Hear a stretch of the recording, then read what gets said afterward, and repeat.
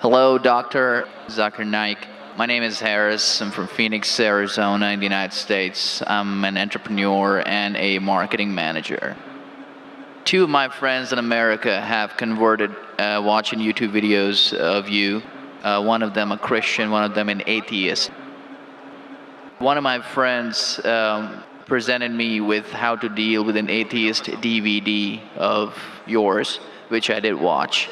But that didn't answer my question. And I've asked this question to a lot of people with no satisfactory answers, a lot of intelligent people.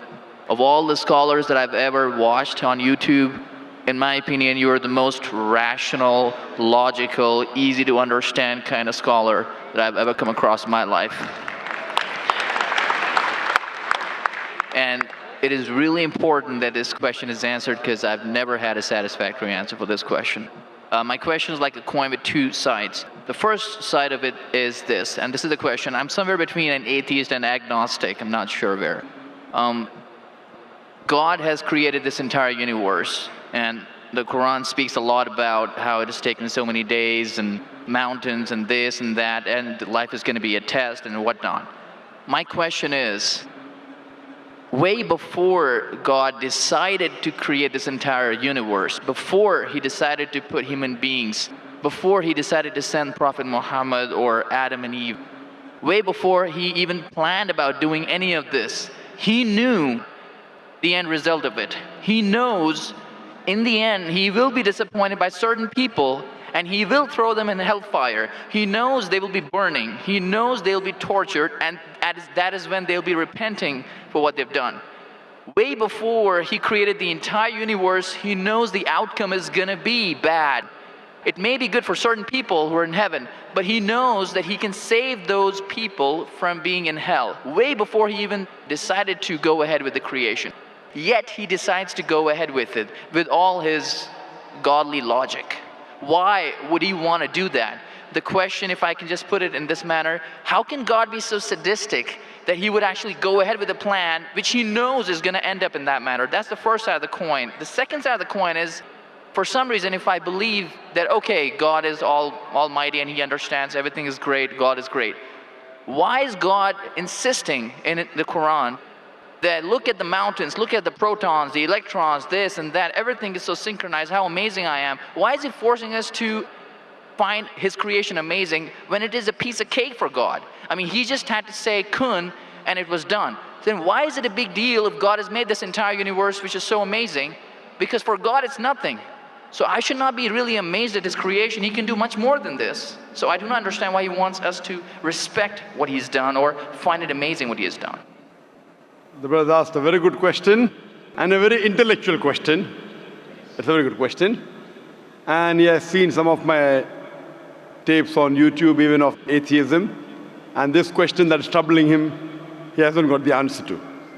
The brother asked the question that Almighty God knows everything before he created the heaven and the earth, before he created human being. Even if one person goes to he could avoid that. Hell, he could have avoided that. I mean, he could avoid being disappointed. Of course. I'll reply. The brother said, even if one person goes to hell, it is as though God would be disappointed. Now coming to your question, I started a school. And you may have heard Islamic International School. If a teacher takes an examination, if she is just, while she is giving the examination, she writes in the maths paper 2 plus 2 is equal to how much? The student in front of her or him, the teacher, writes 5. She can very well tell the student, change 5 to 4. Would it be just on the teacher during the test and examination to correct a student who's writing a wrong answer? Right, but if she has an option that the student doesn't need to do any of that and still No, I'm asking you a simple question. I'm asking you a simple question. The teacher has given the question paper. Right. All the students were informed about it. You're right. For that particular situation, For that particular situation, the teacher can tell, dear student, change 5 to 4. What will the other students think about? Unjust. But God can be just at the same time. He can create a completely different condition. He doesn't have to go ahead with that situation. He's not bound by any situation. Brother saying Almighty God can create something which is perfect and will not make mistake, correct? That Right. God has already done. He created the angels.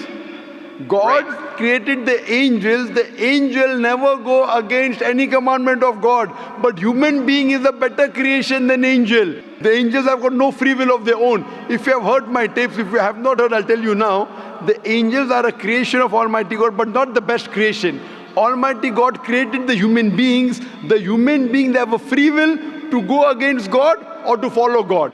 If you have chosen to be a human being, if you disobey His commandments, you go to hell. If you obey His commandments, you're superior than the angel.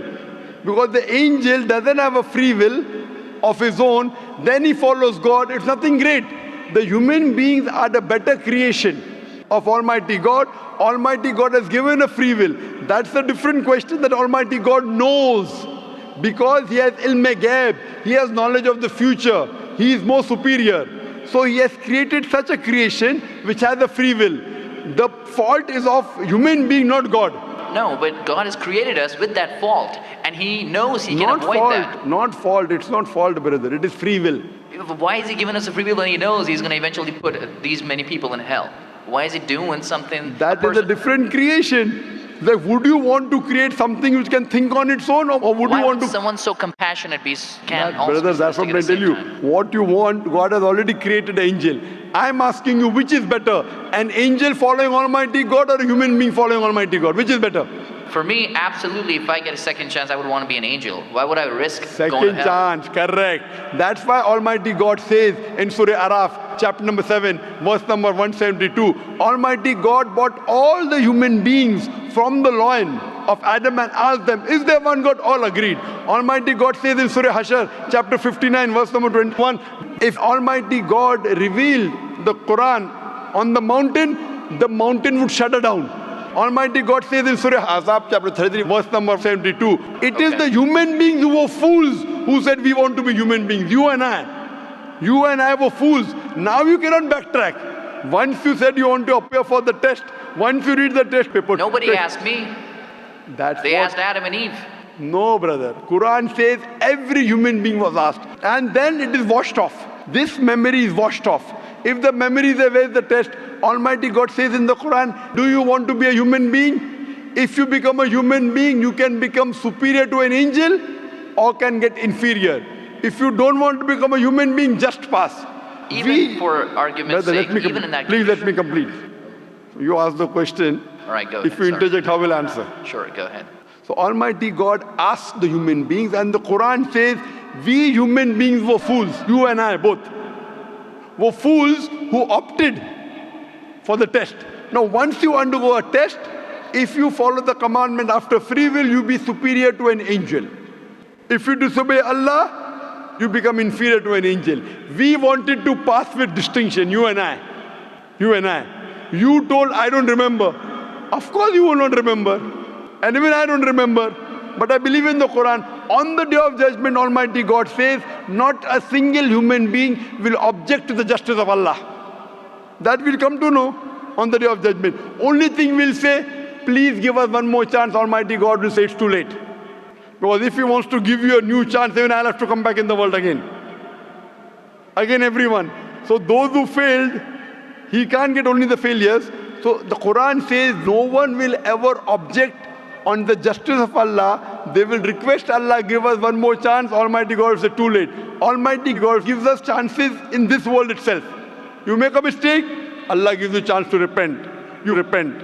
Allah forgives you. Again you make a mistake. Once you die, it's only one. So as far as the first question is concerned, why did God create? Because it's a better creation. Any logical person, including you, has to agree that a person who has the free will is a better creation than a person who has no free will. Only your question you don't remember is perfectly right. When you die, when you're resurrected, that time you and I will meet. Then you will say, I remember. Even I don't remember now. But I have faith in the Quran that Quran cannot be wrong, because scientifically, if you heard my lecture, 80% of the Quran is 100% matching with science. 20% is ambiguous, neither right, neither wrong. So my logic says when 80% is 100% correct and not even 0.1% of the 20% is wrong, so my logic says even this 20% would be right. I'm a scientific person, I'm a logical person. So I believe in the statement of the Quran that we chose. If you wouldn't have chosen, you could have questioned God. Why did you make me a human being? Then God would have been at fault. But God says in the Quran, He asked. The mountains were afraid.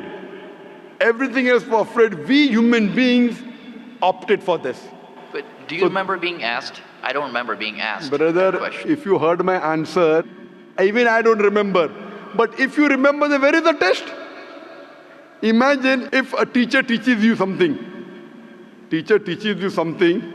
Teacher gives you the book. The teacher has to take away the book for the test. If the teacher says, okay, take the book and answer, where is the test? Okay, but why? After the examination is over, you can go home and check or not.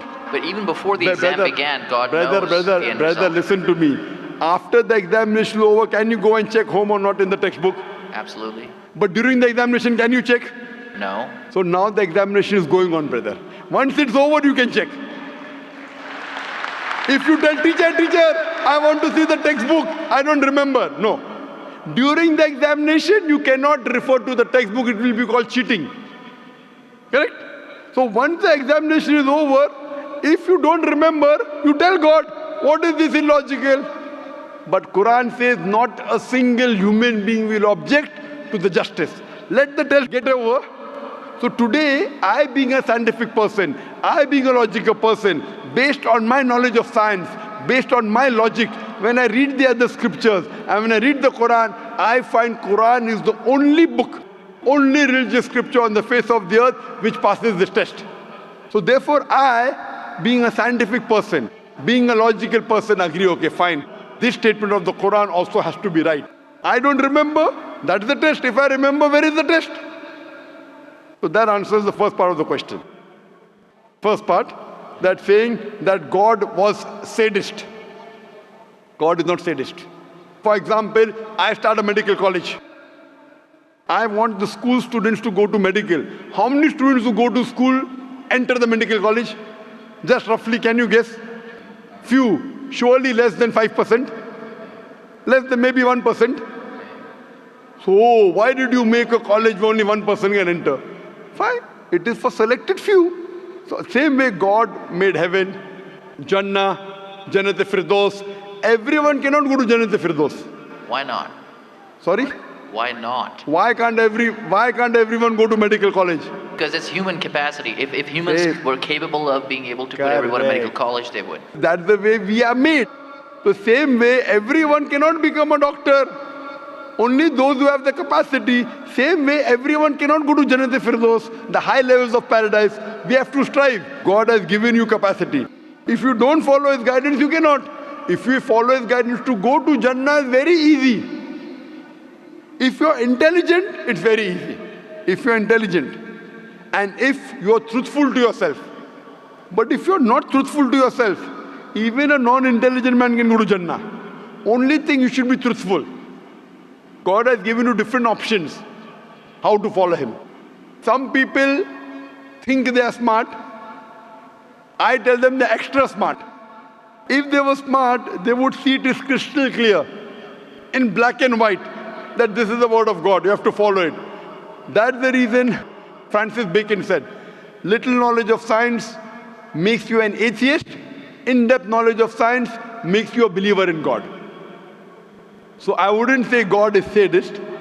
I said we were fools who opted to undergo the test.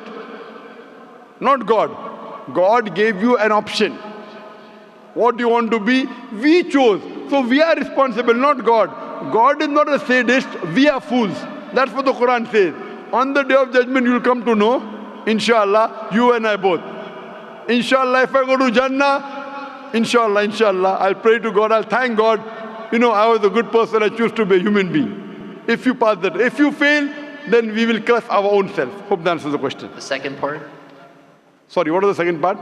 That even if I believe how almighty He is, how knowledgeable He is, why is He so bent on convincing us, look at the mountains, look at the electrons, look at the protons? Right. The second part of the question was that why does Almighty God give references of the mountain that He's created this? For Him it is peanuts. So why is He talking? You know why is He saying? He's saying these peanut things, mountain, they would shudder. You human being who are superior, why don't you understand? Quran says in Surah Hashar chapter 59 verse number 21, had the Quran been revealed on the mountain would have fallen down to utter ruin. But to us human beings it makes no difference. He's giving these examples to show that these things which are so powerful, the mountains etc. which He has created, would have submitted their will. Why don't you human beings do? He's trying to give an example that we are fools. He's not trying to praise Himself. And whenever He asks us to praise Him, or when He says, for we say Allahu Akbar, God is the greatest. Do you think it will change Allah? No. Whether you say 1,000 times Allahu Akbar or 1,000,000 times, He cannot become greater. He's already the greatest. The reason we say these things is because it is our human mentality, our human nature, that we follow the people who are famous, we follow the people who we praise. For example, your mother has a heart attack. There is an unknown person on the street who gives you the treatment. And you heard that the best heart specialist in the world is Dr. X. Now, will you follow Dr. X's advice or the person on the street who you don't know? Dr. X. Why? Because Dr. X is famous. People know him. He's the best in the world. So the reason in our salah, in our life, we say Allahu Akbar, Allah is the greatest, Allah is the most wise, Allah is the most intelligent. Why? If we say that, it doesn't benefit Allah. It benefits us. That if we praise Him, we follow Him. If we follow, we go to Jannah. To Allah, it makes no difference. Therefore, Allah says, will you not then believe? Will you not then understand? That means the Quran is revealed to the people for understanding. So He's giving this example not to make Himself great. He's already the greatest. Whether you say 1,000,000 times Allah is the greatest, it will not make a difference to Allah. He's telling it to you. Allah says in the Quran, Allah does not require you, you require Him. So when we praise Him, it is human psychology that the person you praise, person you talk great about, you tend to follow His advice. By following His advice, it will benefit you, it will not benefit Him. He is already the greatest. He is already the merciful. So these are rules and regulations laid down. He is our creator. He knows our mindset. You are a student of science, correct? I am also a student of science. The moment I come to know, Allah mentioned these scientific facts which we came to know today, 50 years back, it increases my faith in Allah. Allah says in Surah Fussilat chapter 41 verse 53, Sanuri mayatina fil afaqi wa fi anfusihim hatta yatabayyana annahu al-haq. Soon we shall show them our signs in the furthest regions of the horizons and into their soul until it is clear to them that this is the truth. So Allah is giving these examples so that it benefits us. For Him, it makes no difference. It is benefiting us, so He is giving us a chance to follow Him so that we can go to heaven. Hope that answers the question, brother. I recognize His power, and I understand He's amazing and all that He's done. But am I expected to be amazed at His achievements at creating this universe? Because for Him, it's like a 1-second job. Correct. Right? So for Him, which is 1-second job, when He tells you not to have alcohol, if I you won't have alcohol, sure. But am I expected to be amazed at His creation? No, see, the thing is that He is not there to prove Himself better. If you believe that for Him it is peanuts, so will a person lie? No. So if He says don't have alcohol, you will not question Him. No. Don't have pork, you will not question Him. Yeah, but I'm not amazed at His creation because for Him it's nothing. Compared to us, it's amazing. For Him, it's nothing. Right. But compared to us, a person who can create the universe, when He tells me not to have alcohol, I immediately follow. Sure, I don't mind following Him, but do I have to be amazed at His creation, as is said in the Quran? See, as you asked me the question, should I be amazed at the creation? Right. I would say, if I believe human being is a better creation, then yes, I'm amazed, and then I say, Alhamdulillah, He has made me better than that. So if I'm amazed, He made the mountains, He made the stars, He made the sun, but He made Zakir Naik also. He made a human being.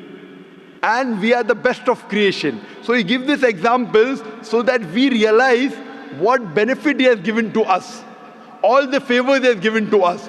Talking about the science, talking about the protons, talking about the mountains. Finally, he says human beings are the best creation. So in comparison, we have to agree that our Creator has created this human body, the molecules, the DNA, the complex thing, which can never come by chance. So in this way, we are amazed at the creation of the human being. And then we submit to him. If you are not amazed, only by being amazed, we submit that he is our Creator, he is worth worshipping. No one else can do that. This is so that we worship him and we pass the test and we go to paradise. Hope that answers the question. If Bill Gates gives me $100, should I be amazed that he has given me that money? I believe that the question has been answered, and unfortunately we are very constricted for time. You are welcome to come back tomorrow, inshallah. As with all of the brothers and sisters, we have come to the end of tonight's session, so please a very big thank you. Last. It said, if Bill Gates gives you $100, Should I be amazed? Will you get amazed? Brother, the question is, why should Bill Gates give you $100?